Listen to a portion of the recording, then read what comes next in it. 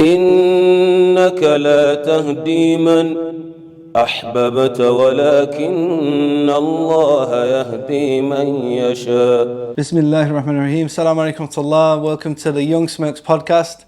We're here with a very good friend of mine, Sheikh Tim Humble. Assalamu alaikum, Sheikh. Wa alaikum salam. How are you doing? I'm very, very well. Jazakallah khairan. Good to see you, Sheikh. It's lovely to see you. SubhanAllah. It's been a long time. It's been a long time. I remember last time we met, we was fishing. Well, you were fishing. I was watching. Fishing, yeah. I couldn't do it. I was just learning. I've learned a little more since then. SubhanAllah. Yeah, we went to Masandam, is it called? Yeah, Masandam. It's like a small corner of the UAE. Yeah, but that no, exclave of it's Oman. Yeah. Yeah, it was lovely. Beautiful. Very beautiful place. Yeah, so have you been doing anything?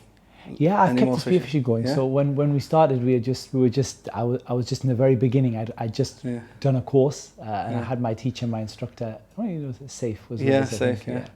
And since then, I've gone to a few places. Recently, the Maldives was very, very beautiful as well. MashaAllah. So alhamdulillah. So how you doing? Alhamdulillah. SubhanAllah.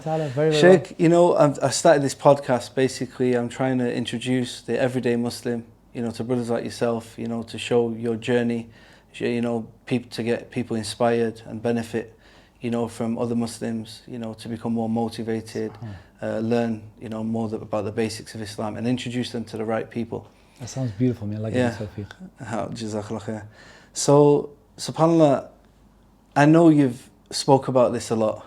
No problem. I'm going to ask you. I don't want a long story. I'm happy to hear that, to sit here all day. But basically, for those who don't know, because my audience is slightly different from other people, I do actually have a lot of non-Muslims also follow. I can see them watching, So, you've not always been a Muslim. That's true. Yeah. You was born and raised in Newcastle. I was, yes. Yeah. Northeast England, yeah. And subhanAllah, you found Islam at a very young age. Yeah, I was 14 years old when I became Muslim. SubhanAllah. And that was, it's sometimes difficult to sort of, especially as time goes by, to sort of to remember it in order and how it happened. But the short version is, it was through school, through RE classes in school. SubhanAllah. Obviously, there was a lot happened before that that kind of got me to the stage where I was interested in hearing about religion. But definitely when I went into the RE class, I wasn't expecting to become anything. I wasn't looking for, I didn't think I was looking for religion. I wasn't sort of sat there thinking that I'm looking for religion or I'm looking for guidance. But honestly, whatever I heard about Islam, it just made so much sense to me. And it was so natural and easy to understand. And it was just so perfect that slowly over time, I think in the beginning, I just kind of became a bit sort of warm towards Islam. A bit, that sounds really good. I really like the way they think about things. But I still didn't jump up and say, let me become a Muslim. Yeah. And then as time went by, it becoming defensive about Islam. So when people would start to talk about Islam negatively, I would become very defensive. And I would start, saying to people, no, that's not right. You don't know Islam. And then it got to the point. How old was you at this point? I was 14. 14? Yeah, this was year... I believe it was year 10 in school, more or less. Yeah, it might have been the end of year 9, but I think it was year 10. And then obviously it got to the point where I started thinking, well, if I'm defending Islam like that and I'm so what does that make me? Does that even make me a Muslim, or does that? And then I sort of went home and started researching. I went on the internet. I started paying more attention to Muslim friends who I had some Muslim friends. Were there many Muslims in your school? Or? Not a lot. No. Newcastle doesn't have a huge Muslim population, and I was in an area of the northern area of Newcastle, which has even less.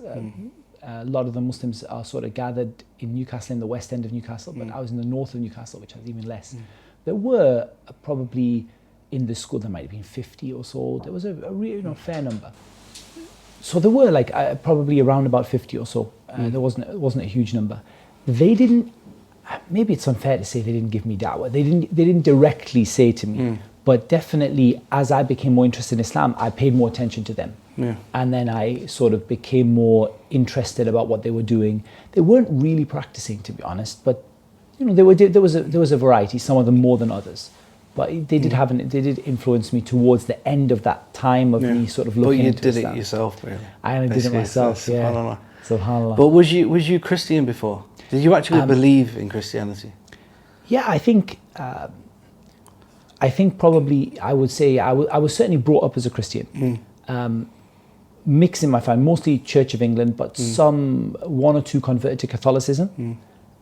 And also my mum, actually, my grandfather on my mum's side, he actually was a Jehovah's Witness. He became a Jehovah's Witness after some sort of strange interaction with some jinn-related thing happened to him. He got really scared, and there was a Jehovah's Witness who actually converted him. Did you go back to him after you studied Ruqyah? No, actually, he actually passed away. He was very, very young. Yeah, so I was only about 3 years old when he passed away. So, but my mum was sort of brought up in that, and then she left it with a vengeance. You know, like she didn't want to be part of it at all.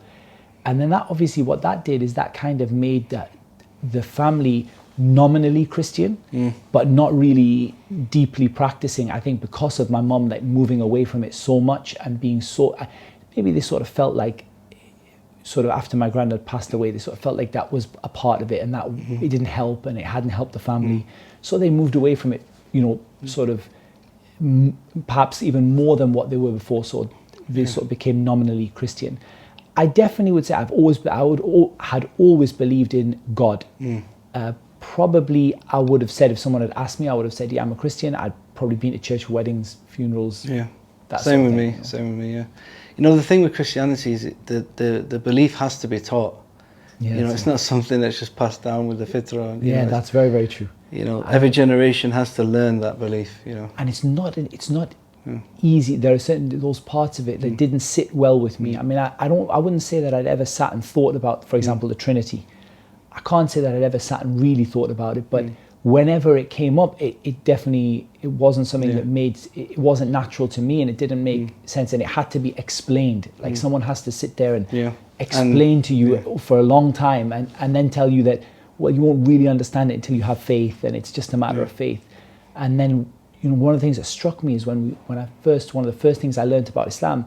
I mean, the teacher who taught us Islam, she wasn't a Muslim, and when she taught us about Islam, she was very factual. She wasn't very friendly about it. It wasn't like, oh, Islam is wonderful. It was just like, I remember when she explained the concept of God and just this idea of one God, you know, always has been, always will be, no sons, no daughters, you know, it just, and all powerful, knows everything. It just that simple, just basic, like factual explanation. It just sat so well with me. I was, that's what I believe. That's what makes sense. And then I just sort of had to think, well, does that even make me a Christian now that I think? But that sort of process I went through of thinking, that makes a lot of sense. So how did you actually take Shahada? That's a bit of a story. I had some misinformation. So one of the things you read, I don't know if you ever come across this, but I was always told I'd always read that you can't take a Shahada without two witnesses. Okay. Without, Shahide Adl. You have to have two witnesses, and you have to have an imam or a qadi or any mahar, and no mahar, but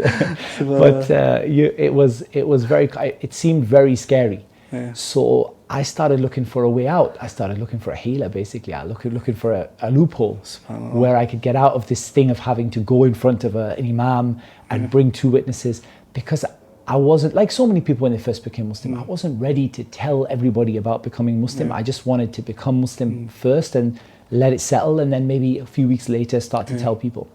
So I decided that I would just memorize the Shahada, and I didn't understand about the two witnesses, that they had to be, certain conditions for a witness in Islam, right? Yeah. I just had an idea they have to be two people. Yeah. So I thought, I wonder if I can use my parents without telling them what it was. Yeah. So I just came into the room one day, and I sort of said to my mom that, just switch off the TV for a minute. I said, Mom, I found something on the internet that I want to tell you about, or I want to say to you, or I've been practicing something. And she was like, okay, what? Go on, tell me quickly, before we have to say. And I just said, Ashhadu an la ilaha illallah wa ashhadu anna Mohammed Rasulullah. And she would look at me like, what? Didn't say anything to me. She just looked at me like, what's that? And I said, that's something in Arabic I found on the internet. And that for me was enough. That I found two people, two witnesses. Subhanallah. So, that was a little bit. And then the biggest problem was explaining to my friends who all thought that you had to have 2 witnesses in the masjid, which masjid I went to take Shahada. So this was a real problem, because they were like, you know, when I finally told them, and they were all amazed. It was a few weeks later. They were like, "Oh, it's amazing! Finally, it's great!" You know. And then, which imam did you go to? So then I thought, oh, I kind of knew that I hadn't done it in what I was told was the right way. So I had to sort of explain my way around it, and I was like, yeah, the imam. You know, so it became really awkward, and they wouldn't drop it for weeks. It was like, but which masjid was it?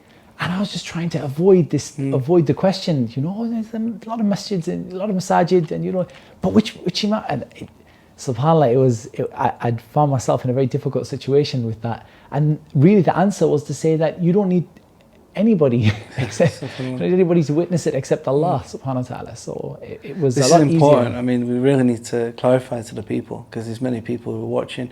Even me, when I believed I was a Muslim without taking the Shahada.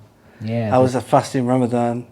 I'd never been to a masjid. So many people do that. You know, but I didn't think I could be a Muslim, you know, as an English person. It wasn't until seeing like some, you know, English people who became Muslim.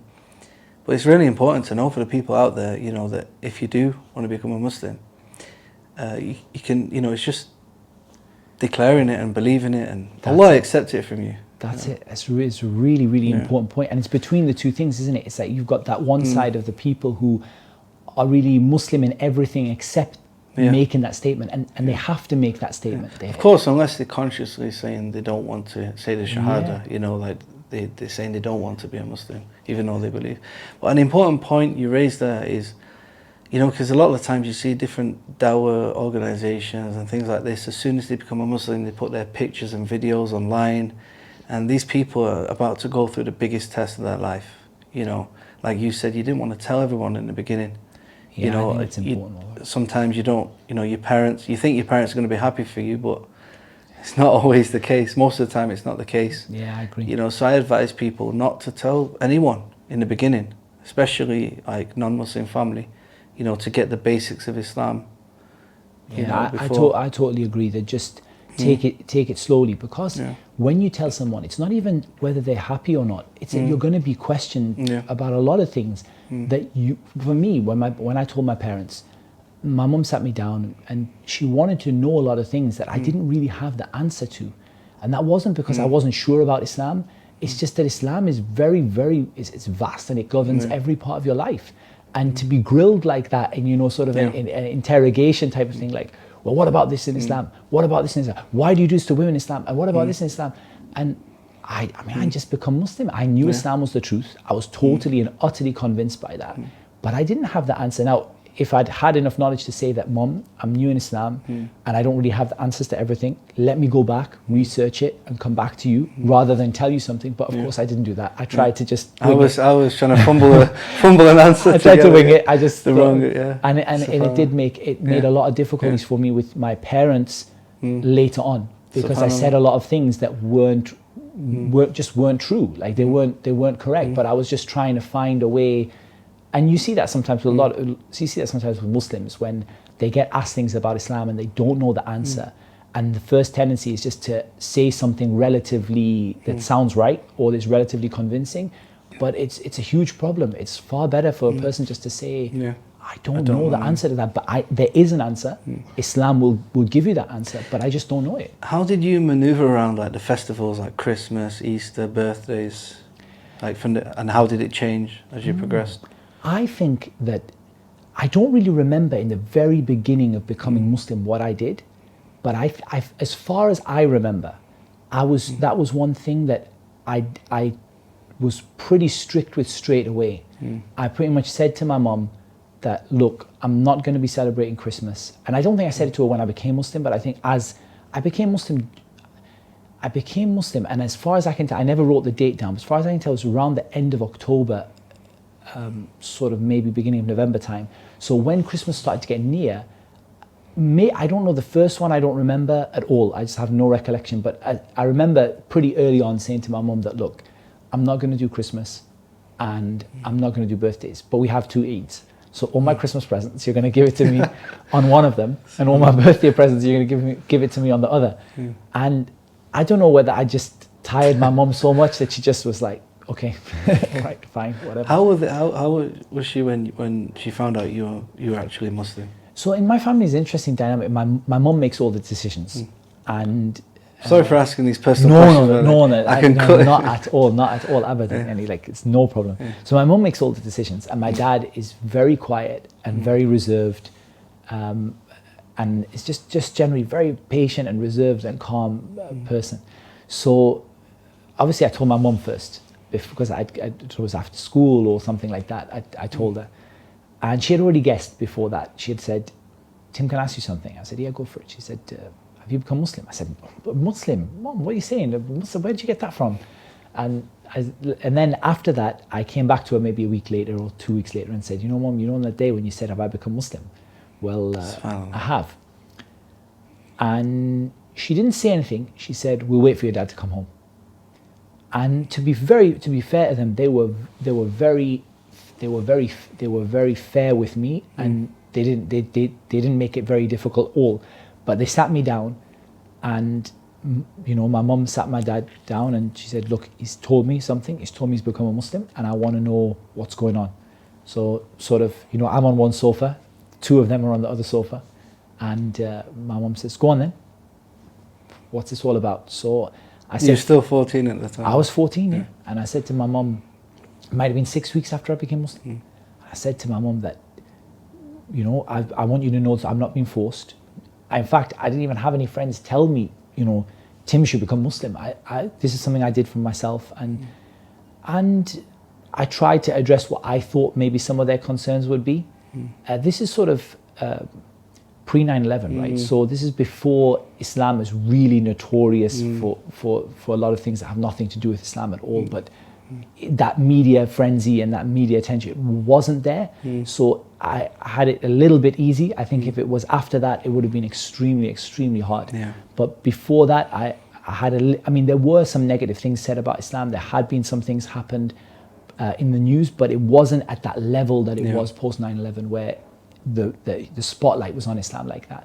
So I just said, "Mum, that I'm not doing something crazy. I'm not going off to do anything daft. I'm just, this is what I believe."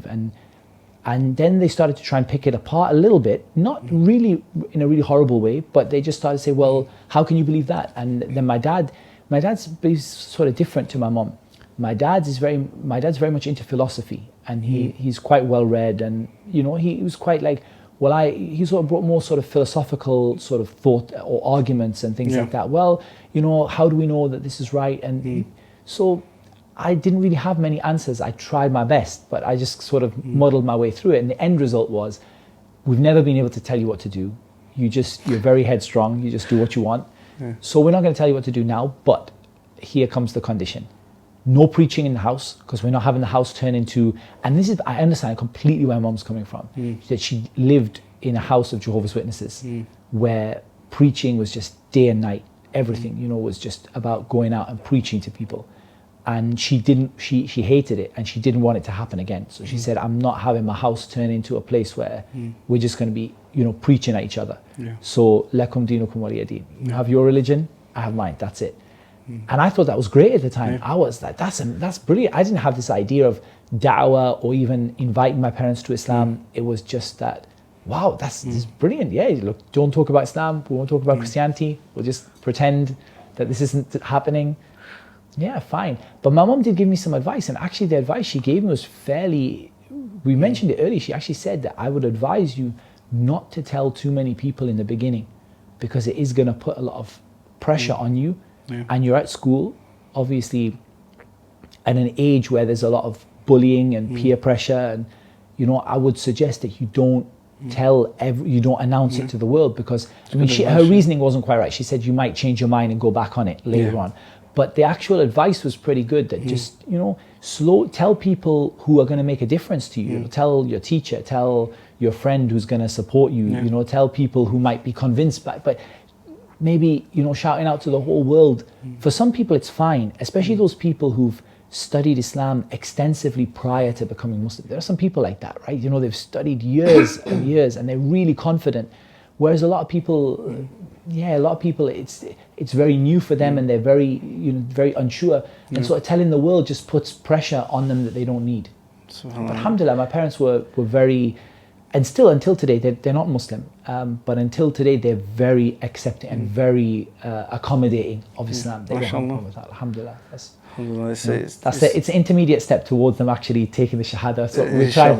I was going to ask you, when did you break the treaty of not preaching? Yeah, we broke the treaty of November 2000. That treaty got well and truly broken. But later on, when I realised that what an obligation it was, and I realised that that's not going to really work for me. And that obviously came as a transition of me learning more about Islam and feeling more confident about Islam. But it put me in a big problem, because obviously it put me in the look. We had an understanding here. Obviously, when I moved out, it was a little better, because that understanding was sort of like, while you're in my house, you're not going to. But it made it difficult to open the subject with them, and it's still difficult. Like, they're very accommodating of Islam, but we don't have that many conversations where we sit down and say, my kids are better at it. Actually, my eldest son, I told him, you didn't make the treaty. I made it. You didn't. So you go and you tell kids them open it up as well. Everything you want to tell them about Islam. And he also has that sort of personality where he doesn't really think too much or doesn't worry too much about what people think. So I said to him, go for it. And he's always telling them about Islam, having conversations. And then they come back to me and say, look, he told us about this. And I have a little bit more knowledge now to be able to explain it to them, maybe a little better than I used to be able to when I was 14. Now, after you accepted Islam, you actually you went to study in Medina. I did, yeah. And, mashallah, you've learned the Arabic language. You've studied at a high level, mashallah. Especially, compared to the average Muslim. And you've actually used this knowledge in your work. I know we also met on Peace TV. I forgot, subhanallah. That was another thing we did. Do you remember? I do remember. Subhanallah. But I hadn't remembered that until you told me. I didn't remember that at all. I just remembered that now. Subhanallah. Subhanallah. We did, I think, 12 shows about Ruqyah or something. I can't remember. Yeah, subhanallah. We did it. Yeah. That was that. Do you remember that? I remember that completely. It just came back to me now. Now I remember totally, but I didn't remember. I remember the fishing, but I couldn't remember. I remember the fishing, but yeah. Subhanallah. So, how was your time in Medina? How old was you when you went to Medina? I was 20. I just turned 21. See, what happened actually is when I first became Muslim, I went through a period of not really practicing Islam very well. I didn't know much about Islam, and maybe I would sort of say in my defense that I didn't have really anyone to teach me, but that in reality it wasn't that. It was that I didn't take the step of learning. I wasn't continuously learning, and I always tell every new Muslim that I meet that if there's one thing that I would advise you to do after things like sticking to the prayers and what have you, is just to be just continuously learning and implementing. And because I wasn't continuously learning, I just started to sort of fade away. I was very passionate about Islam, sort of in a general sense, but I wasn't really practicing it day to day. And when I was at work when I was about maybe 18, 19, I must have been 19, and I was at work, and a friend from school who I hadn't seen for a very long time, and he actually came to me and he actually joined the same company. I was working in the IT department, and he was working in maybe the customer service department or something like that. And he came to see me, and he said to me, "Oh, I haven't seen you for a long time. How are you doing? And how's everything?" And I was fine, alhamdulillah. And he said, "We've got a new masjid, and would you like to come and just we haven't seen you for a long time, and it's a brand new masjid." And when I came to the masjid, I sort of started to be around good people and people who are practicing, and that was the other problem about being around people who were practicing. And then that sort of led me to sort of really start to want to study. And the same brother, or his brother, the two brothers actually, the two of them together, they actually came to me and said, why don't you go and study abroad? And I sort of was like, well, I'd love to, but I don't really. I mean, I might have been, I don't know if I was working at the time, but I was sort of like, I don't see how that's going to work. And they said, well, there's scholarships available, you can go there, you can learn Arabic, and to be obviously in Medina, to have access to the Haramain. So I went and I tried to apply. It was a bit of a crazy experience during Hajj, and alhamdulillah I got in. And I was so sure that I wouldn't get in that I actually got married. Like, so you actually travelled to Hajj at 19? I travelled to Hajj at 20. I must have been 20, or 19 or 20. And you applied on Hajj? And that Hajj was another funny thing, because I got a phone call from one of the older Tullab al-Ilm in the UK who had been involved in Da'wah for a very long time. And he said to me that, would you like to go to Hajj? I said, I would love to, but I don't have the money to go to Hajj. I can't afford to go to Hajj. He said, would you like to go to Hajj for free? I said, yeah, I'd love to. And they had, those sort of Duyuf al-Amir type things where the Amir brings, one of the princes brings new Muslims over and does Hajj with them and things like that. So we did that. And during the Hajj, I thought, well, if I'm going to go to Hajj, I'm going to be in Medina. If I'm going to be in Medina, and these guys have been telling me how wonderful the Islamic University is, I'm going to apply. So I took some documents. I didn't have all the things I needed. The usual getting a reference, getting a tazkiyah was a bit of a pain, and going back and forward. And in the end, I went there and tried to apply, but I was just totally convinced I would not get in, because even the documents, I couldn't even get my passport because it was with the Mutawwif's office and whatever. So I couldn't get the passport for the to apply, and I didn't have my documents, and I was missing a tazkiyah, and there's all sorts of things. So I was sure I wouldn't get in. And then I got married. I said, okay, get on with my life. If I'm not going to be able to go to Medina and dedicate myself to it, then definitely, inshallah, I would like to get married. So got married and, start just living my life. And then a few months later, I get a phone call that your name came out, you've been accepted. And I'm like, oh, subhanAllah, like that's amazing, but how is this going to work? And then that started a whole new journey. SubhanAllah. SubhanAllah. So what you was like, 20, 21, 20? So I was actually 21 when I went to the university, because I applied when I was 20, and it was I think the Hajj was sort of a January type time, and then it was maybe September, maybe earlier than that, maybe end of July or August when we got the names came out. And then I went in, we had all sorts of problems going because the embassy wouldn't issue any visas. They were just... So how long did you stay in Medina?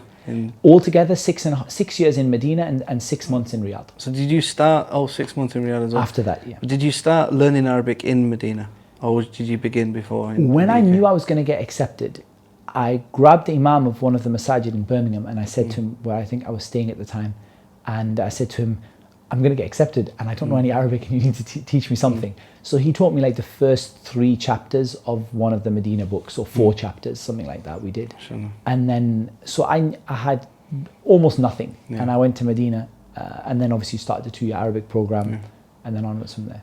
SubhanAllah. So alhamdulillah. So it must have been an amazing experience. It was one of the most, I really absolutely, after becoming Muslim, it was the best experience that I've ever had, no doubt. Yeah. Now, one of your specialities is Ruqyah. I know you always get asked this question, but it is a big problem in the society, especially definitely now in the West. Seeing more problems with people who have problems with jinn. But I wanted to ask you a question. I mean, what's the fine line between like depression and mental illness and people who actually suffer with genuine jinn possession and these type of issues? I think that there's no doubt that Islam recognizes the existence of mental illness aside from that which is caused by the jinn and the shaitan. And there's so many words for, for example, for sadness and depression, you have al-ham and al-gham and al-hazan and al-huzn, and you have, all of these different words for what doctors might term sadness and depression. SubhanAllah, I think that for me, the way I see it is that Ruqyah, I'm trying to sort of detach Ruqyah from being just related to issues regarding the jinn. And I think it's really one of the saddest things I've ever seen since learning how to perform Ruqyah and since teaching people how to do it, is that people will only use it if it's a jinn problem. It's like a cure rather than a protection. They'll only use it for a jinn issue. They wouldn't use it for example, depression. They wouldn't use it for someone who has maybe mental illness, or someone who has a psychological disorder, or a child who's maybe autistic, for example. They won't use Ruqyah because it's not jinn related. And for them, the day they find out it's not jinn related is the day they stop reading the Quran and they stop seeking a cure from the Quran. And that for me is the wrong approach. So a lot of people ask the question, how do I know the difference? And I often tell them, well, why do you need to know the difference? Like, why, when you're going to start that, what's going to change? If you find it's a jinn, or you find it's sadness and depression, or you find that it's bipolar or schizophrenia or anything else, what will change? Why? Surely that ruqyah would be a part of that cure, no matter what you do. And so this idea of al-istishfa bil-Quran, actually using the Quran, seeking a cure from the Quran, it has to be broader than just jinn possession. And no doubt the reason why it's so associated with jinn possession is because it's so effective, because we don't have any other medicine that could even potentially work for issues of jinn possession. You know, we don't have, there is nothing else. So people sort of like, okay, I can't go to the doctor, I can't take a pill, I can't get anything from the pharmacy, I have to do ruqyah. But in reality, I would love it if people said, I'm not well, I've tried maybe a brief, maybe I've a headache and I've tried some paracetamol and it didn't work. Okay, I think that I should read on myself, or my child has a temperature, I think I should recite on my child. That would be so much more, it would be so much better, and it would also produce a much better result than people just having this idea, look, is it jinn possession or isn't it? And if it isn't, I'm not going near the Quran and ruqyah. And I think that's not the right way of dealing with it. It's very nice advice, subhanAllah. Never thought of it that way, subhanAllah. Yes. It doesn't really matter. The approach is still the same. And then obviously if it turns out that it is a jinn, then you're doing the right thing, right? You just more of the same, and obviously you might change some of what you're doing. You might make it a little more specific. I want to point people towards your series actually on YouTube. You've got a series on, quite an extensive, detailed series on ruqyah and. I have a few. I think the one that I would advise people in a very general way, like, is a one that we call the Simple Guide to Self-Ruqyah, something like that. That one is just a about 2 hour video, and it just goes through. This is on YouTube, right? Yeah. And I'm sure we can put the link for everyone who's watching and listening. We'll put the links in the bottom, inshallah. But basically, it's just just a very short guide. I think the long series they were amazing to record. I loved recording it. But the only difficulty is if you have a problem or you just want general information, there's a lot of information. It can take a long time to go through that. And maybe you would go through and get to the end and say, okay, well, what do I actually do right now? So for people who actually want a very brief overview of ruqyah, or actually just want to just practice it right now, today, tomorrow, then the 2 hour sort of summary, Simple Guide to Self-Ruqyah is pretty. And when I say self-Ruqyah, I don't always just mean reading on yourself, but more about ruqyah without the raqi, without bringing a professional, a dedicated practitioner to read on you. Reading on yourself, reading on your kids, reading on husband, reading on his wife, a wife reading on her husband, that sort of thing. And I've seen you advise this quite a lot, more so. And I think that there's two reasons for that. I think on one side, it's very, very hard. It's almost impossible. Could you imagine a hospital which had no nurses, no junior doctors, no pharmacist? You only had the top consultant, and everyone who has a cold has to go to him. He's going to be way, way, way overloaded. You couldn't run a medical system like that. You have, you first go to your pharmacist, then after that you might go to your GP, so you have to have levels of expertise, and at a basic level, when you're not well, you self-treat, right? Like that, you go and you go to the pharmacy, or and you buy medicine to treat yourself with. And I don't see why, in fact, if we don't do that for ruqyah would just not work, because you have this huge burden on 5 or 6 people in a country who have this massive burden on them. They can't possibly do it effectively. That's one thing. And then on the other thing, like you said, the presence of these charlatans, liars, people, magicians, and not just magicians, just people faking things, people just taking people's money I've seen people taking people's money for taking hundreds of pounds for reading Qul A'udhu bi Rabbil Falaq on them 3 times, and he's taking £200-300, and I'm thinking, well, you could have done that for yourself. Sheikh, you've lived outside of the UK for a long time now. You spent time in Medina, you lived in the UAE. Would you ever go back to England? Yeah, I've actually, the last sort of few months, I've been spending a lot more time, last couple of months, I've been spending a lot more time in the UK. And at the moment, I'm sort of probably spending more time there than I am elsewhere. For me, I don't know, I feel like I kind of live between the UK and Dubai, and I always have. It's never been, maybe my house might be last year my house was in Dubai and this year in the UK, but I'm still splitting my time between the two, and I travel a lot. So yeah, I mean, I really enjoy being in the UK. Obviously, there are things that make it difficult, like to practice Islam there, that are not. It's not as easy as being in a Muslim country. But I do miss the country. I miss, for example, the weather I like, and the weather in England. I love the weather in Newcastle. I'm a person. I'm a winter person. I love the snow and cold and rain and like. Yeah, I used to travel when I was in Dubai all the time. I used to travel specifically for the winter to the UK. I'm a person who brought up in Newcastle. I love the cold and the wind and the rain. Yeah. I'm done with the weather of the UK. Subhanallah. Subhanallah. So yeah, I mean, living outside of the UK, can you tell us some of the benefits, especially with raising children, and also some advice on raising children? Especially if you can give some advice on raising children in the West as well. Yeah, I think definitely living in a Muslim country is a completely different experience. There's no doubt about it. And I think just one thing you can point at, just hearing the adhan 5 times a day and having a masjid that's on your doorstep. How many people, for example, in the UK can say that? I mean, hearing the adhan, almost nobody. How many people can say that they have a masjid on their doorstep? Very few. I mean, there is obviously some, but generally people will be traveling quite a distance to get to the masjid, and they won't be going there 5 times a day.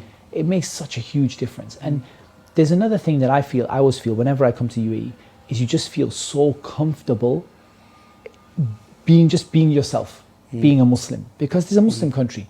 And while in the UAE there's a lot of non-Muslims, but at the same time they recognize that this is a Muslim country, and therefore it's me behaving like a Muslim and being like a Muslim, and just being my normal self, dressing how I do and whatever, that it's not strange to people here, and you feel very comfortable with it. And definitely having your family, my wife feels very comfortable with her niqab and abaya and what have you in the UAE, because it's totally normal.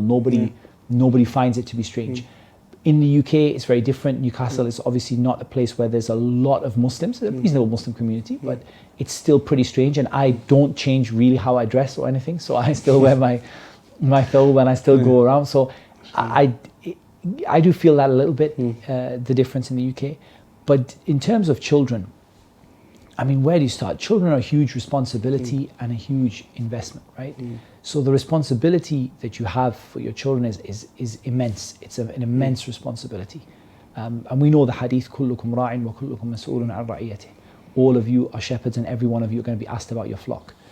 At the same time, it's also a huge investment because of the hadith, إِذَا مَاتَ ابْنُ آدَمْ انقطع عمله إلا من ثلاث. When a person dies, all the deeds are going to finish except for 3. And the last one is وَوَلَدٌ صَالِحٌ يَدْعُو لَهُ, a righteous child that makes dua for you. So they're the biggest investment and the biggest responsibility. And children are like a sponge, right? They absorb everything. And when they're in that environment, when they're in an environment which is surrounded by things that are not allowed and not right, they absorb some of that, no doubt. And we as adults do, but you see it in the children more because you see that innocence and you see it become tainted and corrupted by the environment they're in, the friends they have, the school they go to. And that's not just in non-Muslim countries. Even Muslim countries, if you send them to the wrong kind of school and the wrong kind of environment, the wrong kind of friends, the same things happen. That's why in Dubai we're busy working with the young kids and trying to help them to sort of change themselves. But you see that you see it so much more in children. You see that if you give them the right upbringing and the right direction, subhanAllah, those kids will there's no limit to what they can achieve by the permission of Allah. And that's what tarbiyah is, right? The idea of nurturing, and subhanAllah, it's not like anything else because it's a job that doesn't ever stop. It doesn't. It's 24 hours a day, 7 days a week, almost forever, or as near to forever as you can get.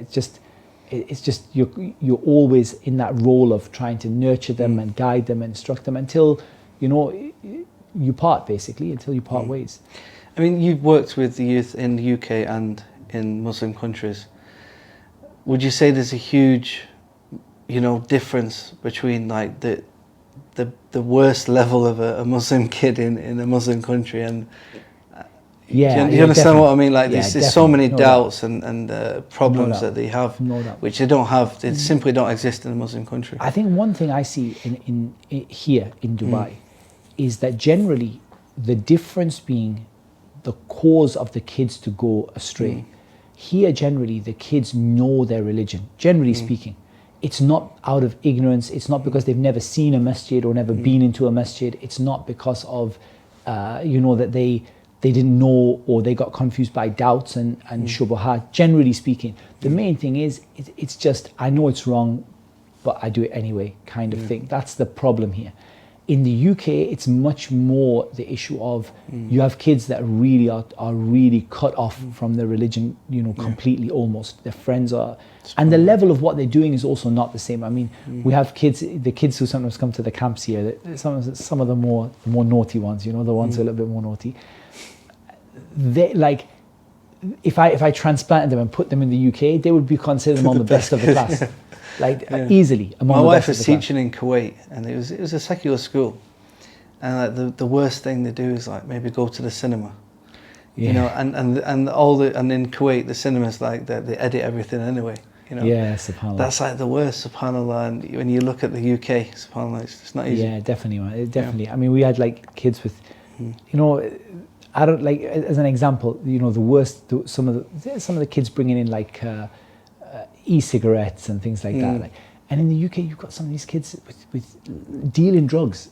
We're not talking about like, we're not talking about that they've tried an e-cigarette or something like that. You've got kids who are involved in gangs, who are drug dealing, who are stabbing other people. And over here, the worst of them is the one who brought a little, vape cylinder or something to the camp. So there's a big difference. There's a big difference, no doubt. And do you know Brother Lee from Newcastle? I know Lee very well. Yeah. He's a lovely brother. He's been pushing me to try and do like a series on, because I travel quite a lot. So he wants me to basically present every country as a possible place to kind of hijrah Wow, type that thing. would be beautiful. Kind of weigh up the pros and cons and, kind of how much it is to live there, work and things like that. That's why I'm kind of asking about these topics. Yeah, definitely. I think it's a really, really good idea. I think it would be amazing if you did it. Maybe I'll be questioning you about that in the future, inshallah. Yeah, we could do a Dubai and we could do a UK. We could do a UK one too. Sheikh, I'm going to let you go. Jazakallah khair. Barakallah. Thanks for your time. It's such a pleasure. Jazakallah. And it's a pleasure seeing you again. I love Hopefully we'll go fishing again or in the Inshallah desert. ta'ala. Inshallah. Jazakallah khair. Allah Assalamu bless you. alaikum. Assalamu alaikum. إنك لا تهدي من أحببت ولكن الله يهدي من يشاء